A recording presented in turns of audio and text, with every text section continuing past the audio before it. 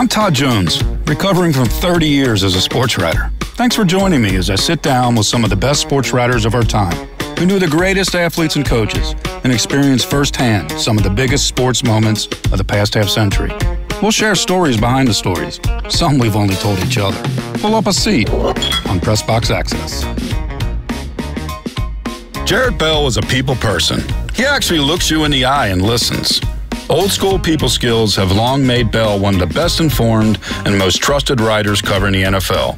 He's built up 40 years of league sources, and as USA Today columnist, he isn't shy about holding the league and its biggest names accountable. They know that Jarrett Bell knows, and he knows that in journalism, it all starts with knowing people. Hey, Jared, welcome to Press Box Access. It's a pleasure to have you on our show. Hey, Todd, how you doing? Thanks for the invite. Appreciate you showing a little bit of interest in a brother and having me on the show. This is pretty cool. I like what you're doing. Oh, great. Thanks. I'm just real happy you've joined us. I know you're so busy. You're still covering the NFL. You've been doing it since 1981, and you've been at USA Today as the NFL columnist since 1993. You're former ESPN NFL insider, member of the Pro Football Hall of Fame Selection Committee since 1997. Since that year, you've also served on the media panel to select Super Bowl MVPs. You've participated in the selection of the NFL Centennial team on a blue ribbon panel. And I love that, blue ribbon, right? There's not many blue ribbons anymore. You know, Paps won a blue ribbon in 1893, and they're still proud of it. So, you know, you were on a blue ribbon panel. Hey, Todd, that was pretty cool because I'll tell you a couple of the other people who were on that committee that you've heard of. One, Ozzie Newsome. He was on that committee. Two, Bill Belichick. We've heard of him. Oh, yeah, that guy. Yeah, he was like the only active coach who was on the committee. John Madden was on that committee, the late John Madden. So it was pretty special to be part of that mix. And that's a real tribute to you and your career. You know, to include you on that. Yeah, thanks. It was definitely worth the effort, and I learned a lot and had some really good exchanges. So yeah, that was and that's one that, you know, just kind of came out of the blue. I didn't know what they were doing and didn't anticipate it, and then it happened, and we had a good time with it. Right. Well, so the NFL knows you as an authority for all these years. I know you as someone who caused my life to be hell for a few days in the mid-'90s. Now, I know you won't remember this. Uh-oh. But I was at Wilmington College at the Bengals training camp working for the Cincinnati Post, and Jarrett Bell from USA Today came into town, and you talked to Jeff Blake about something. You had some type of Jeff Blake scoop. And basically, that story came out the next day. It was like you threw a grenade into training camp and left town. Yeah, you know, being a national guy, you kind of helicopter in, and then you helicopter out. Oh, yeah. And that's happened, you know, a few times where, you know, I've gone to places and uncovered, you know, something, or had somebody talk to me and reveal something. That's usually what we're talking, and that's what happened with Jeff Blake. And he was critical, if I remember correctly, of David Shula and the head coach at the time. And it caused a stir because you're talking about your quarterback, and there were a couple other players, and I think, you know, Dan Big Daddy Wilkinson being another one, who kind of had the same theme. And so, that's kind of part of the job is to go in and you always try to get the best players, the best stories with the star players that are definitely going to resonate with a lot of people. So yeah, I've kind of had that happen a few times. Well, I've always had a lot of respect for your career, but I've always had a little bit of a scar because of that day in like 1995. But it's just a testament to you and your reporting skills and why you've been on this beat for so long. You know, I wanted to ask you about this. When you think about covering America's favorite sport for 4+ decades, what comes to mind first about all those years? Yeah, it's pretty incredible because I've seen the NFL just really grow into that behemoth that it is on the sporting landscape. And, obviously the money is so much bigger now in the sport, not so much for the sports writers, but, yeah, right. You talk about the value of the franchises, the value of the players and the contracts we see. And, I kind of had a front row seat to some of the, really all these years, but just to kind of see it evolve on so many levels and to get to the point where, so many people actually just care about the NFL. We're talking about fans and I don't know if you could really expect that any industry or sports league would keep its popularity to continue to grow when you think about some of the issues that the NFL has dealt with. And so I feel fortunate to cover a beat that people care about. So people cannot get enough of it, man. And Todd, when I started in 1981, there was an off season, right? The games were over, right. The Super Bowl was over, and you wouldn't see the players again until after the draft. They'd have like a 3-day mini camp, and that was pretty much it. And then you see them again in training camp. Right. And the players back in the 80s, and especially the early 80s when I started, they all had, off-season jobs. Obviously the salaries weren't what they are now, but they had off-season jobs. And you talk to the players like, hey, what are you doing? Oh, I'm going to be a distributor for Anheuser-Busch. Oh, I'm going to, work for the Chamber of Commerce. All these guys had things that, they looked at as being, bridges to their lives after football. And so that was kind of part of the culture back then in terms of the players, but also reflects kind of how the sport it evolved and kind of how the sport, was situated, even from a media coverage standpoint. The players would work out, but they would work out on their own. Now, it's a year-round deal, and the NFL has, been intent on capitalizing on its popularity in the off season.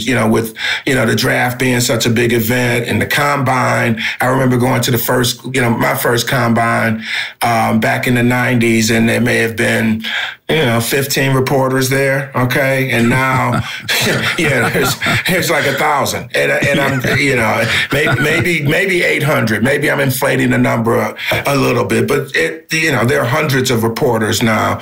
And so just to see the growth, in that regard, just really reflects kind of how the NFL has, taken itself to really, market itself and keep its presence almost on a year-round basis. You mentioned the growth. Despite all the different issues and problems that come with growth, come with more money, come with more attention. And one of the issues was diversity, and I want to talk more about that. But one thing about that topic of diversity I find interesting about your own life is that you kind of got exposed to sports journalism by being around hockey, of all things, which isn't a sport that you think of as being a diverse sport, right? No. So you were born and raised in Detroit, and yet hockey kind of introduced you to what sports reporters are all about. Exactly. But the hockey thing is interesting because I grew up about 10 blocks from Olympia Stadium. It no longer exists in Detroit, but that's where the Detroit Red Wings played, for many years. But, Todd, the thing that I did was, so I probably was about 9 years old, maybe, and I would go up to Olympia. I went up to Olympia one Saturday morning, and wanted to get a glimpse of the Red Wings, right? And so there was a security guard there, a guy named Art. And he said, okay, you can come in and watch practice, but you've got to sit in that seat right there where I can see you. And that's how small the stadium was. Here's a security guard who is at the gate, and he can see the seat at the edge of the rink, okay, from his spot.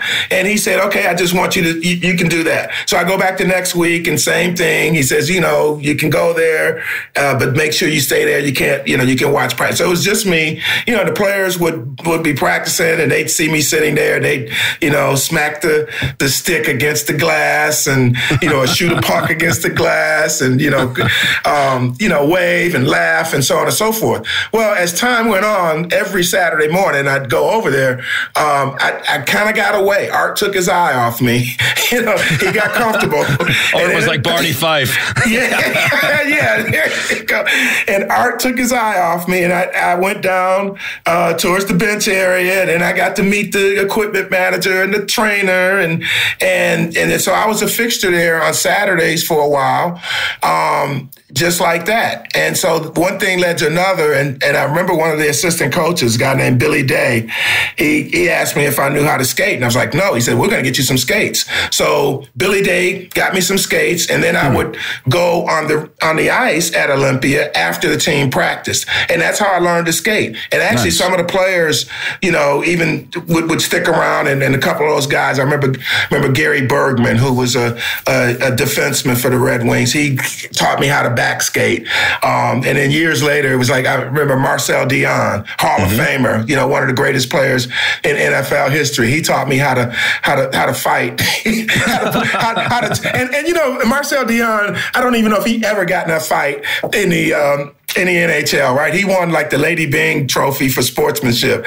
And he taught me how to, you know, when you get into entanglement with somebody, you pull the jersey over their head. Alex Del Vecchio was phenomenal. Right, the great player. And then he became the coach and general manager for a few years. Yeah. And let's pick it right up there. Del Vecchio was the team captain. And so now we're talking like 1973, 74, 70. Yeah, probably around 74, I guess. And he becomes the coach and GM. And he came to me one day and he said, hey, I got a job for you to do, right? There's a woman in the PR department named Kathy Best, and Kathy had polio. She was bound to a wheelchair, and Alex said, I want you to help her out, you know. So so I'm in high school now, and it's kind of like, okay, after school, come and see what Kathy needs. And it was stuff like, you know, run this requisition request over to concessions and stuff these envelopes and so on and so forth. Then I worked in the press box, and so that kind of got me into the PR wing and gave me something to do. And Alex, so it wasn't a real job, but Alex would pay me out of his pocket. Really? Yeah. Alex would pay me out of his pocket. Here's $20. You did a good job this week. Nice. You know? And Del Vecchio, I always remember, he was like the first adult to let me drive a car. You know, my mom had a car, you know. Wait. What kind of car was it? It was like a Lincoln Brougham Continental, you know, one of those big, you know, grown man granddaddy cars, right? Oh, Jared, I can see you rolling through Detroit with that. Well, it's funny because he's like, I want you to go get us some hamburgers. And it took me like an hour. He's like, where were you? I mean, he knew. He was glad to see me because the car was in one piece. But the first time he's like, he sent me to go get hamburgers. And I probably took about 30, 40 minutes, and the hamburger place is right up the street. And but I did some joyriding. But yeah, Del Vecchio was the first adult to ever trust me with a car. And so that was a great experience. But to the point that you mentioned, it really exposed me to this entire sports industry, which you can transfer from hockey to football to baseball to basketball. Right. In that, you know, there's stadium operations, there's coaching, training, equipment managers, and that was another thing I did. I was like equipment manager for the Detroit Junior Wings. I mean, for a couple years there. So you got the peek behind the curtain of all this. Exactly. Yeah. And got to see a lot of things. But at some point, you know, I remember somebody said, well, do you want to go into, you know, being a trainer or equipment manager? No. I want to get into the media.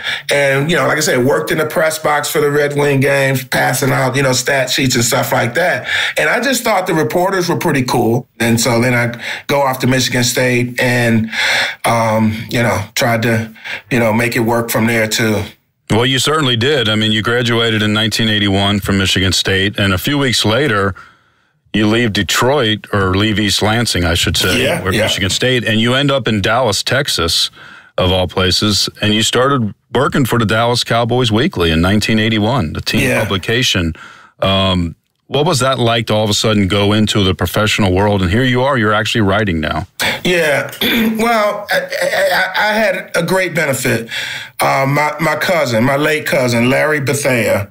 Great player. Yep. Yeah, well, he was the Big Ten's MVP in 1979. Yeah, there you go. That was my freshman year, and so I followed Larry to Michigan State. Larry was the reason. I mean, you talk about always having people. I've been so fortunate, Todd, to have people in my life at different points that have served me so well. And I just think it's, I'm a spiritual man, and I just think it's a gift from God that I've had these people. And so I moved to Dallas on a Monday.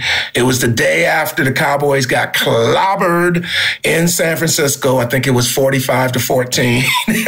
And, so not a pleasant Monday in Dallas, but that was the day I moved to Dallas. And I remember that day like it was yesterday, because, on a Monday, the players don't go in until the afternoon, right? They get the morning off. And I think Larry had to be there about 2, so he had me drop him off and, get the car. He let me use his car, right? And just like Del Vecchio.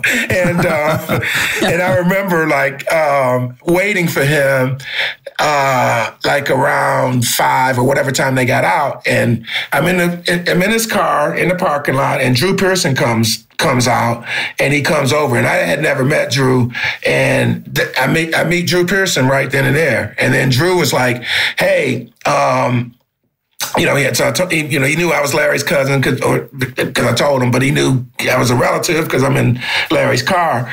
And he says, hey, tonight we're going to do this thing over at the Playboy Club. Too Tall Jones and I. He's like, Too Tall Jones and I, we do this Monday night football party on Monday nights, and you can come, and you don't have to bring your cousin, right? So I told Larry, he said, no, I'm coming. So so that was my first night in Dallas. So that first day I meet Drew and Too Tall, and then the next day I go to the Cowboys headquarters, and they hire me for a part-time job with the Cowboys Weekly, and just writing features. But it was a good opportunity to get my foot in the door. And by the end of the week, the Dallas Times-Herald, one of the daily papers there, now defunct, they brought me aboard, and they gave me they didn't just immediately hire me, but they gave me some assignments to cover high school football games, and liked what they saw. And then a few weeks later, they offered me a full-time job. And so that was how I broke in to the newspaper business. So I had the full-time job with the Times-Herald, and then I had the part-time job with the Cowboys Weekly. And a few years later, ended up going full-time with the Cowboys. And that, really prepared me for going to cover the 49ers and for the rest of my career. It was a great foundation. Well, when you showed up in Dallas in 1981, the Cowboys, they're coming off the decade of the 70s where they became America's team. Yeah. They were one of the iconic franchises of that decade, along with Pittsburgh and Oakland and Miami. Oh, yeah. And so you're at Dallas with this iconic team led by Tom Landry, one of the all-time great coaches, and you were pretty much there until Landry, was forced out in 88. Yeah. So, I was there until 1990. So I was there for the first year of Jimmy and Jerry. But the thing that was cool for me, and it's probably a little different, and I know it was different than for most people, because my cousin played on the team, right? And so a lot of the players took an interest in me as a person that they probably wouldn't, and not to say they didn't have rapport with other media, because they did. That Cowboys team was loaded with stars, and they were very media savvy. Most of them. I mentioned Too Tall. He probably was one of the least engaged with the media, but he always had some words of wisdom for me, and especially like after my cousin committed suicide in 87. But there were a lot of guys. Butch Johnson was always good, and he, tell me, you got to dress for success. And, Ron Springs, oh my goodness. He was just a treasure for me. And we would talk about so many different things. Tony Dorsett, one time early on in my years, he said, he says, I know you're a young man just getting started out. He says, hey, anything you need from me, just let me know, even if you need money. I'm like, T, I can't really. Wait a minute. It's going to pay you off. Yeah. He's like, even if you need some money, I know you're young and you're starting out. Because I was living with I lived with my cousin for like the first 6 weeks. Now Coach Landry, I like a lot of people, man. I used to really I gleaned so much wisdom from him, just going to his press conferences, and they do, obviously after the games, but also during the week, and just there are things, and the players who played for him would tell you the same thing. But Coach Landry, he had some, philosophical principles that, just kind of always, stuck with me. And, he was no nonsense. We know that. But there was one incident with Coach Landry, a couple. One time the Cowboys were really, in a tough spot. And, I think I asked Landry something in his press conference, like, could this team beat Oklahoma? Oh, man. Wow. Yeah. Throwing the heat from row 3. Yeah. And he just smirked, and he said, boy, things are bad when your own newspaper is slinging mud at you. I mean, and I was just, being a ham that day. Well, Landry was the face of the franchise for so long. I mean, he started coaching in 1960, and up until his last season in 1988, it was the guy in the suit and the hat, and, the stone face, and that was the Cowboys, right? And then all of a sudden, Jerry Jones buys the team, and in 1989, Jimmy Johnson is put in as coach. Yeah. What was that transition like to go from Landry and the Cowboys to all of a sudden Jerry and Jimmy? Yeah, it was interesting, and it was fun, and I feel, for everything that's gone on in my career, that was a great benefit to kind of witness, that turnover. I remember going to see Coach Landry when he was, packing up his office, right? And Jerry came in with, so much energy and all the controversy because of, the way they bounced Landry and brought in Jimmy Johnson, right? And so to see all that was pretty amazing. And then on top of that, I kind of got to know Jerry better than most people. And I'm working for the club. And one of the things Jerry said, and so the whole organization is just flipped on its head, right? A lot, and not only did Landry leave, but a lot of other people left, and front office people, and, Jerry's bringing in his people. And it was, it was cold-blooded in one way, but it was also football. I remember one of the players said, for, all the years that Tom Landry would cut players and it would be cold-blooded. Well, the same thing happened to him. And that, and the guy wasn't saying that just to, to be, to denigrate Landry. He was just trying to say that's kind of the cold business of the NFL. So to see that was interesting. So they called it the Saturday Night Massacre when this whole thing jumped off, and they had a press conference on Saturday night with Jerry, and he was like, I'm going to be involved in this thing from the Sox to the Jocks and so on and so forth. So Jimmy's press conference was like that Tuesday. So on that Monday, I went to the locker room, talked to several of the players, veterans, obviously. It's like, hey, what do you guys want me to ask Jimmy in the press conference? And I started getting all this stuff from the players. Ask him this, ask him that, about the workout stuff and job security and the things that, players would be interested in. So we get to the press conference, and I get to a point where I finally get some questions in, and I'm just firing off on Jimmy. What about the veterans? And what about the workout deal? And what are you going to do? And so on and so forth. And Jimmy was cool. He answered them all, so on and so forth.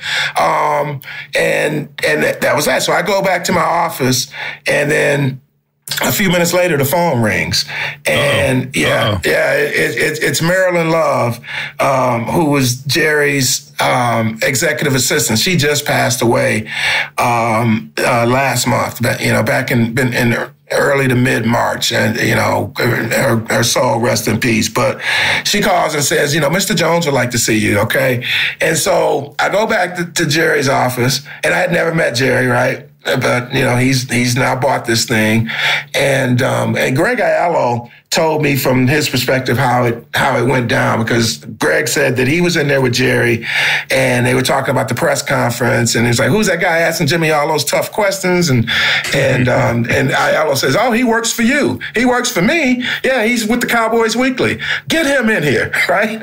And so that's when I get the phone call, and I go in there, and Jerry's like, "Boy, you were really giving it to Jimmy." It was like, He's like, pumping his fist. You were jabbing him. You got him. Oh, he said, "I like your style."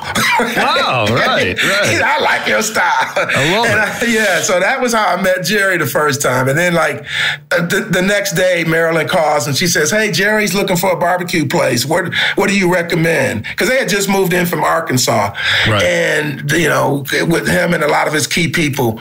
And then a couple days later, she calls me back and she says, "Where's the dry cleaners at? Jerry doesn't have any clothes. He's been here for 5 days, and we need to get laundry. Where do you go? And where can we go?" And I was like, "Okay, there's a dry cleaner right around the corner from Valley Ranch," and blah, blah, blah. And then it was like, and she called me another time, and she was like, "Jerry's going to have a little reception for some of his business partners.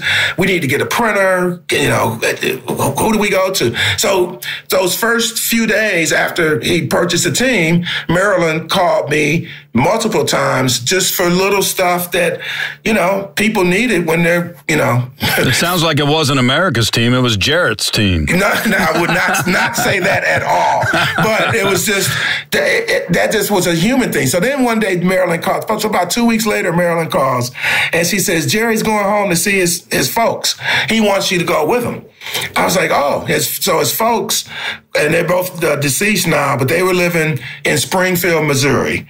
And so Marilyn told me, she says, he said, "You don't have to come and write a story. He just wants you to come. He likes being around. He likes you," and all of that. I said, "Okay."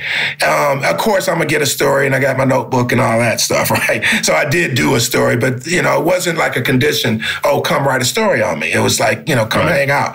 And so he was dedicating a YMCA that he had built for to honor his father. And so I hop on his Learjet. It was me, him, and Gene, and his pilots. And that was it. And we fly to Springfield, Missouri, and his dad picks us up at the airport, and in the hangar, so Jerry hops in the front seat, I hop in the back seat with Gene, and his daddy just kind of sits there, and he's got another one of those big cars, like I talk about Alex Vecchio's car, is another one of those big grandfather cars, right? But I'm in the back seat with Gene, and Jerry's in the front seat, and the car's not moving, and Jerry says, "Come on, Daddy, let's go. He says, "Son, no." And say, "What's wrong, Dad? What's wrong?" He said, "Jerry, we have company." He says, "You get in the back seat. Jarrett, you come sit with me up in the front." Yes. And so there it was. And we go to Jerry's sister's house. And that's where I met his mom and his sister, and a bunch of other relatives are there. But this was the first time that they had seen him since he bought the Cowboys, okay, those couple weeks, right? Because as you can imagine, it was a whirlwind for him. So that was pretty cool to witness. They were saying stuff like, "We saw you on CNN," stuff like that. So I spent a day with them. We go to lunch. They did a dedication of the YMCA and just had a wonderful time. And at the end of the day, his mom, she says to me, she says, "Jarrett, I have one thing to ask for you." And I said, "What's that?" She said, "Take care of my boy. Would you do that?" And I'm like, "Me take care of him?" And his mom just seemed to be so sweet. His dad was cool. And I was able to even just, pick up just from seeing him and his dad interact interact and talking to his dad, his dad was a businessman. He owned a grocery store. That was one of the things that he did. And he talked about how he would, get people in the store by having promotions on Saturday. If that doesn't sound like Jerry, that is it. We got a band here on Saturday, and it's going to get people into the store and do their shopping. And it was pretty cool. And I remember one thing, the last thing I'll say from that visit, I remember Jerry's father saying, okay, so are you going to draft Troy Aikman? And I remember Jerry saying, do you know how much money that boy wants? and his dad was like, Jerry, you're in the NFL. The market is set. You got to kind of deal with that. You're going to have to pay, but that's kind of what it is. And he's like, I don't know, but okay, Dad. But yeah, we're going to take Aikman, that sort of thing. It was funny just to kind of to see that exchange. In a world infatuated with comic fandom comes a show to help us remember the talents that have inspired us. Whoa, Cut. Oh, come on. It wasn't that bad. It's a bit dramatic. Let's just tell them about the show, guys. We are the Canned Air Podcast. Join us weekly for a comedic trip through pop culture. We also welcome some cool comic creators, as well as some of the voice and screen actors that helped shape your childhood. Find us on cannedairpodcast.com and on the Evergreen Podcast Network.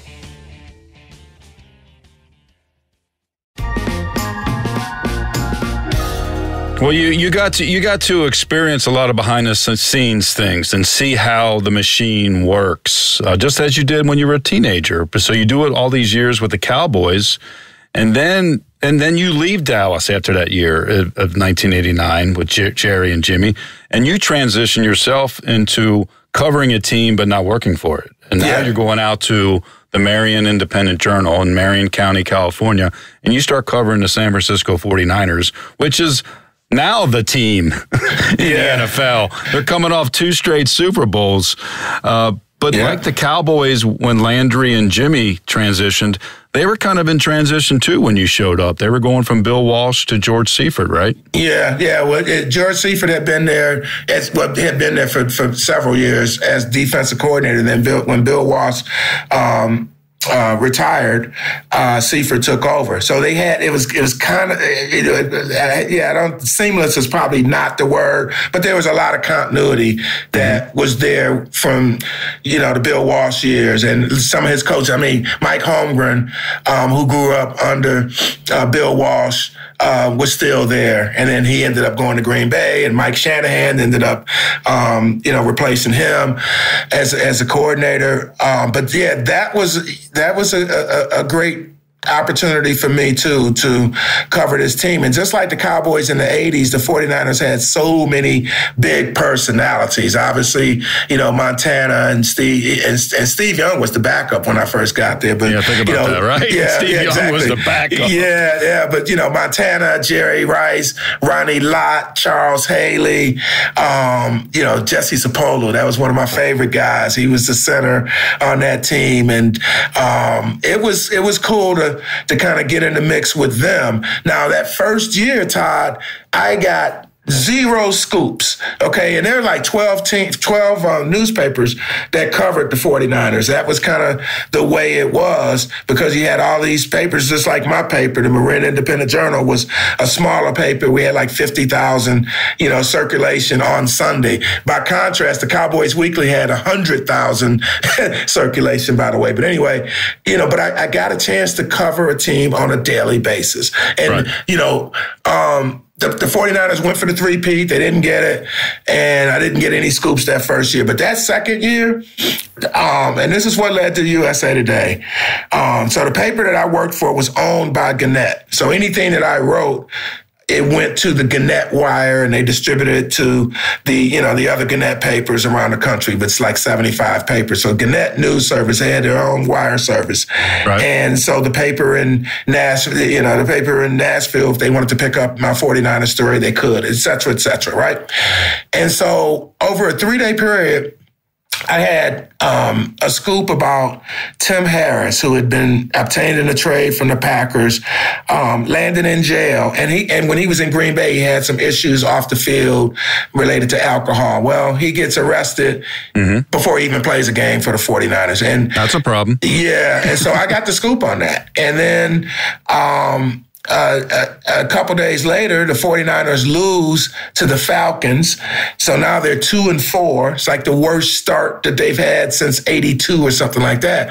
But instead of going to George Seifert press conference, I went straight to the locker room where I found Eddie DeBartolo stewing in the corner. Wise move. And DeBartolo pretty much, I said, hey, I want to get your reaction to this. And he says, what the F do you think is my reaction? That's the first thing he says to me. I said, yeah, it can't be pretty good, And then, it's not good when the owner's dropping F-bombs on you. Yeah. And so what I found out later is that he had cussed everybody out in the locker room before I got there. But even before I went to Eddie, I tried to walk around the locker room and talk to some players, and nobody would say anything. None of my guys, like Jamie Williams and Steve Young and Jerry Rice, guys who were very approachable, especially, for me, for sure. And nobody would say anything. Everybody, no. And Eddie, so I see Eddie over in the corner, and that's when the exchange happened with him. And here's what he said, Todd. He says, you know how I feel. He says, you write what you think I feel, and I'll say I said it. And I just started laughing. I was like, Mr. D, I can't do that. I said, but if you want to make a statement or two, I'll take it. But I can't just make up. I know you're pissed off, but I just can't make that up. Right. And then, so he said, okay. And he gave me this phenomenal quote about how heads were going to roll. He didn't care if it was the coach, the G. He just started slinging.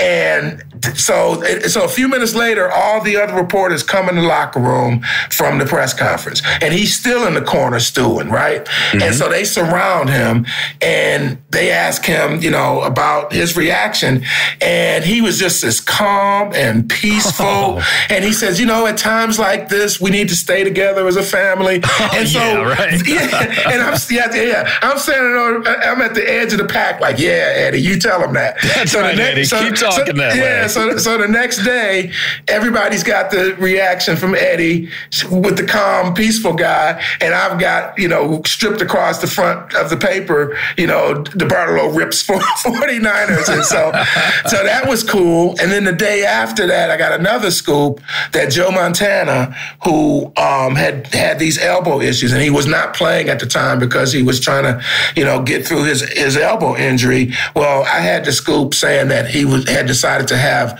surgery that night. It was actually, that Tuesday, and I had it in Tuesday's paper. Montana surgery is set for tonight.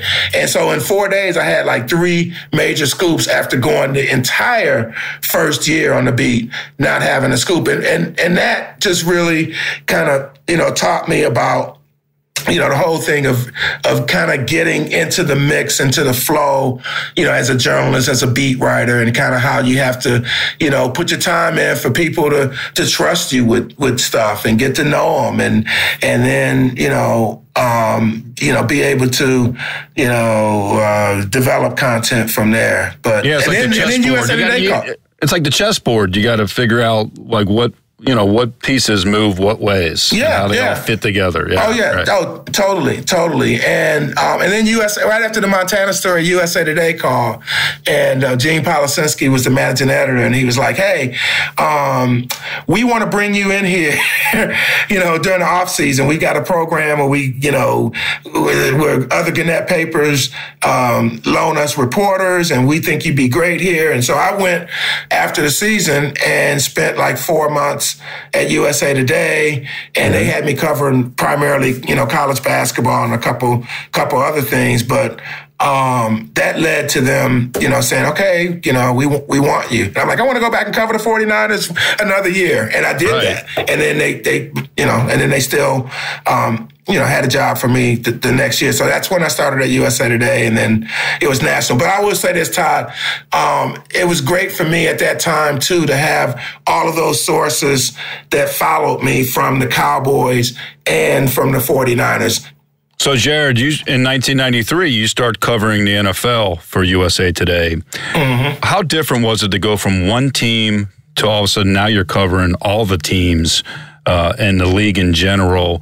What was the challenge there for you?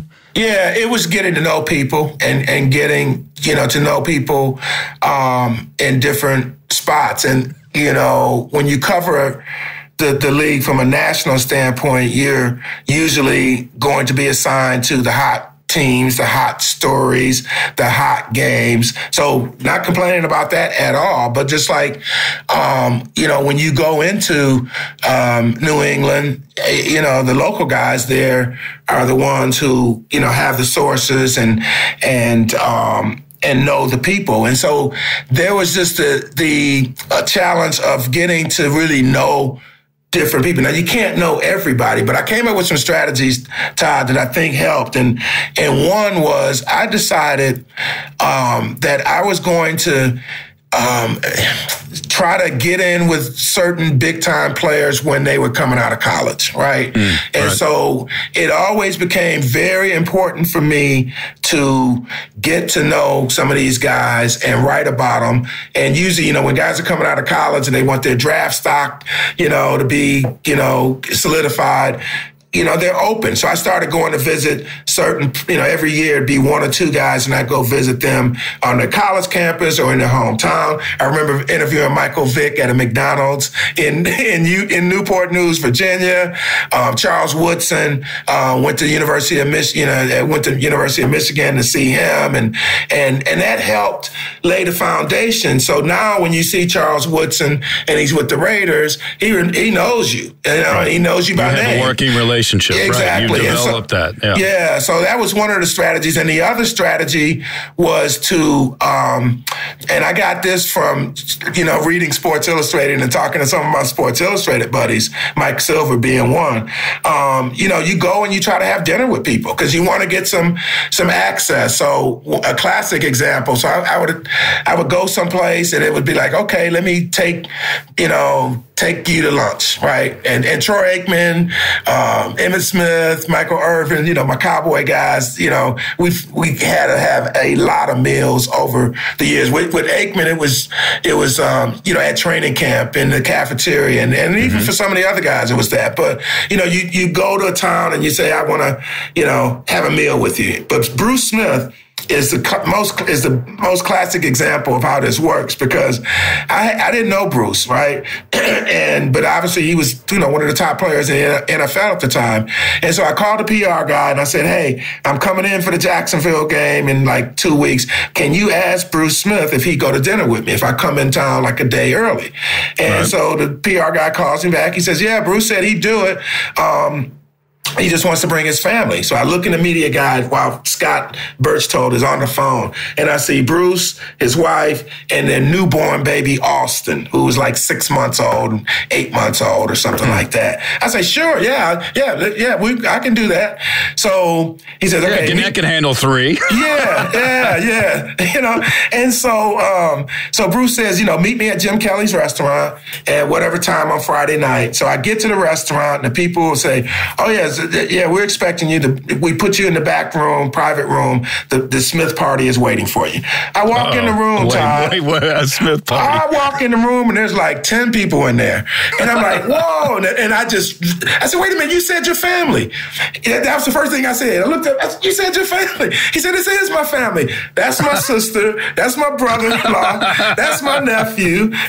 This is my cousin over here. And he said, they all came in for the game. It's like, okay. And so we had this great meal, and the bill comes at the end, and it's kind of like, okay. So Bruce was like so great, he was like, okay, let's do it like this. Let's just split the bill in half, right? Because, you didn't know, but, you're here, with USA Today interviewing, we split it. So we split the bill. But I'm going to tell you, Todd, that was money so well spent, because every other time I went to Buffalo, Bruce would take me out to lunch, breakfast, dinner. He's like, whenever you come to town, let me know. And then I'd visit with him in Virginia Beach, and we became, really cool, at least from a reporter, player standpoint. And over so many years, man. And, he took me to Jim Kelly's house twice Jim Kelly would have a party after the game, after their home games, and all the team would,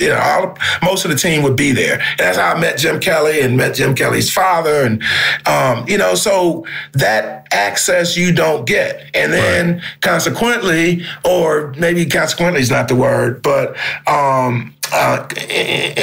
also what would happen is that, a Thurman Thomas or Andre Reed or somebody, they said, well, if he's good with Bruce, then yeah, sure, I'll talk to him and give him some stuff and so on and so forth. So you just kind of build your network like that. And Austin, Austin now is like, almost 30 years old now. But I remember every step of the way, hey, how's the little baby doing? And the baby grows up, and then the baby goes to high school and college, and now he's out of college and he's, working in real estate. So you just get to know people and have relationships with them. And I remember one way it paid off was I was talking to Bruce one day, and there was a lot of conversation about his contract and if he was going to show up at training camp. And so I talked to him, and I was like, well, Bruce, this might be your last big contract. You're in your prime, and, so the market's here, so on and so forth, got a big deal, so on and so forth. I said, yeah, so, what are you going to do? I don't know, right? And so he calls me back a couple days later, and he says, I'm not going to training camp. I'm holding out. I say, what? Yeah, I wanted to give you the story, right? And so he gave me the story, and, we had a front page of USA Today. But I said, Bruce, what you weren't sure the other day, what changed your mind? He said, talking to you. You gotta be kidding me.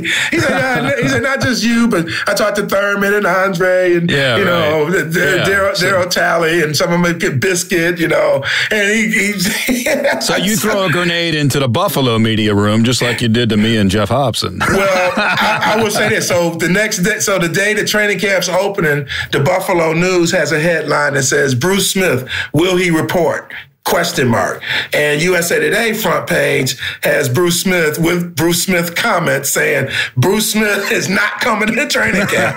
So yeah, but that all kind of goes back to trying to build a network and get to know people and trying to find creative ways, because you can't get that by just going to the locker room. Right. You may go to a locker room, working relationships. Yeah, get people away from the building if you can. But you know what, Todd? The thing that's happened in the NFL over these years, it's more difficult to do that because there's more media, and if you're a star player, you got to manage, so much, and then everybody's, people have their publicists now, which can be helpful sometimes in getting to people, but it's not the same as going straight to the source. It's not like it was in 1993, and what also was not that way in 1993 was, I think about, like, I'm a few years into my career at that point. And I remember just looking around press boxes, and it was pretty much all white people. Yeah. And the dichotomy of that, here I am covering NFL, college basketball, and I'm interviewing all these athletes who are predominantly African-American, and the press box is mostly white. I wanted to ask you, like, when you started that role, that's a national role for America's favorite sport in 1993. Did you feel any kind of pressure as an African-American because you were in such a high-profile role at that time? I don't think pressure was the deal, especially in terms of being, a black reporter. So it wasn't that, but there's inherent pressure in just trying to be good, right? And then there's also the responsibility of knowing that people may look up to you, other, young aspiring journalists of people of color. Right. So there's that responsibility. And there's also the insight of, bringing your perspective. The one thing about, you talk about diversity, and that's a great word, obviously. But one of the things that diversity brings you is diversity of thought and perspective. And I think that's kind of how I always looked at what I brought to the table as a journalist. So yeah, you want to be good, and you want to be good if you're black, green, brown, whatever. But you also have a responsibility to even tell the stories that other people may not, tell and want to tell, or even have the insight to have the perspective, if you will. Insight might be too strong of a word, but the perspective to say, okay, what is this person feeling, or how is this going over with that? And so I've definitely made it, my business to try to tell, stories against a social backdrop, and when you talk about society and just kind of how things play. But I don't think that there's been pressure as a black journalist just that directly. But again, there's pressure just to be good and to be right. Well, you had as an African American, you had to carry that weight much differently than I did as a white guy. I didn't have to worry about, people looking at me differently just because I was surrounded by mostly white people in the press box. Yeah. So that's kind of what I was thinking about was, thought that, that you were in some ways a trailblazer for mainstream media. Yeah, and the funny thing is, it's always about just trying to connect with people, right? I think one of the things, Todd, that helped me, and it helped me when, I went to Michigan State too. So Michigan State is like 45,000 students, and it's like 3% black, right? And so, being in that environment never really intimidated me. And I think the reason why is because before I started hanging out at Olympia, while the time I was first started hanging out at Olympia Stadium, I went to a Christian school in the suburbs of Detroit, in Grosse Pointe. And Grosse Pointe, if you know the history of Grosse Pointe, Michigan, it definitely was a lily white community. And I went to school there from 4th grade through 8th grade for 5 years. And, taking a bus from, the inner city of Detroit and then going to the suburbs and going to school there and having, white classmates and a Christian environment for sure, but also a contrast to where I grew up. And I could see that every single day, right? So I go to Grosse Pointe in the daytime, and I come home and I'm in Detroit. And it just really kind of helped me gain some perspective, some worldly perspective, and to really realize and recognize how different things are for quality of life for, this person versus that person, against the, like I say, a social backdrop. But it also allowed me to see people and to deal with people, white people, black people, young people, old people, in a genuine way. And so the bottom line to it is, be yourself, be humble and try to learn from people and engage with people and all of that. But the connection oftentimes comes in, knowing that you could deal with, we all have stuff in common, right? Regardless. I mean, we all want to be healthy, and we all want to be safe. We want our families to be safe. There's so many things that we all have in common. And I think I learned that at a very early age. And I think that helped me. So years later, you get to, cover the NFL beat. I can understand where you're coming from, as a black man and some of the challenges you have. And then I can also understand this guy over here who, it may not be aware of certain things that somebody else is dealing with or how they've had to deal with it. And I can talk to him and be at ease, with him too, and find things to have in common with a lot of people. So I think that's been something that's kind of served me well throughout my life. Well, I think it certainly is a tribute to being able to see the humanity in a sport like the NFL, which is so dehumanizing. Yeah. It's a Roman gladiator sport. They wear these, the equipment, the mask. A lot of times you just almost take it for granted. These aren't real people out there. Yeah. And I think you, throughout your career, have been able to build those sources because you recognize the people behind the mask. And, yeah. and I think that's a tribute to you. No, thank you. And I think a lot of players helped me with that over the years. I remember when I covered the 49ers, like I told you, the Cowboys, it was pretty cool because I kind of got an in and, met some of those guys even before I got there. But when I went to the 49ers and I'm trying to get established on a beat, I remember, and I mentioned Jesse Sapolo earlier. I remember him and Steve Wallace and Guy McIntyre, the offensive line, they would always give me the business. And, don't just come in here sticking a microphone in my face. You ask how we're doing, how we're doing as people. And so they would kind of force you to do that. I'll give you one more person, Magic Johnson. So I went to Michigan State and was a freshman with Magic, right? I met him my second day on campus. And he only stayed for 2 years, of course, but he had other things to do. Exactly. When he hit it big pretty much from the time he got to the NBA. But I remember specifically during the mid-'80s, and I was working for a radio station at that time, was my full-time. I was still doing Cowboys Weekly part-time. I was working for a radio station full-time. But whenever the Lakers would come to town, I'd try to, set up or get some kind of one-on-one with Magic, right? And I remember a couple times, this probably went on for about 3 years or so. He would do the interviews with me, but he would always say, before we do an interview, I want you to tell me what you're doing, what's going on with your career, how it's going. So, through the years, like I said, it was just a few years, but, I'd tell him, I left this newspaper covering high schools and I'm still doing the Cowboy stuff. Now I'm doing radio and so on and so forth. And that was just so cool because he was, the man. And they were Magic. Yeah, he was Magic. And they would, but you know what, Todd? Like the other Laker players would see that, and then they would in turn, be welcoming to me, and a couple of them, that's Magic's guy, that sort of thing.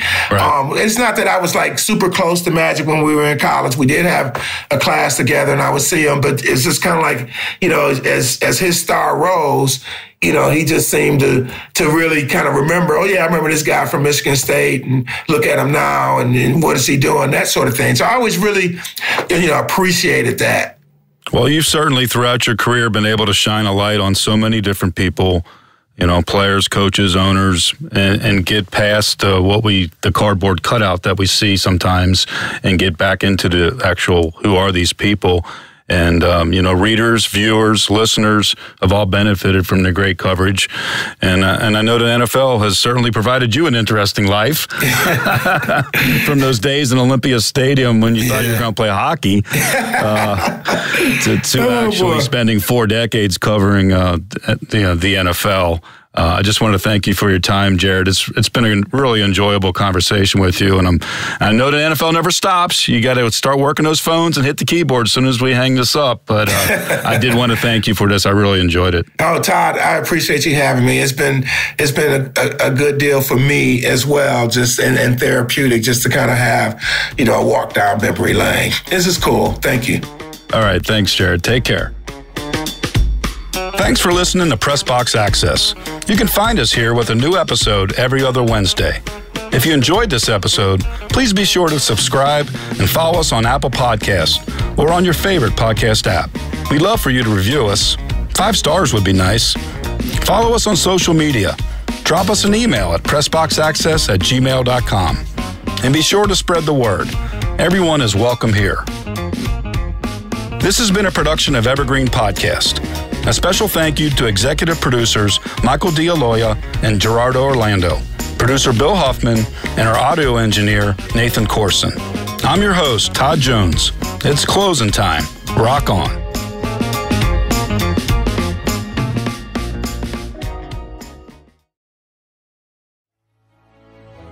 In a world infatuated with comic fandom comes a show to help us remember the talents that have inspired us. Whoa, cut. Oh, come on. It wasn't that bad. It's a bit dramatic. Let's just tell them about the show, guys. We are the Canned Air Podcast. Join us weekly for a comedic trip through pop culture.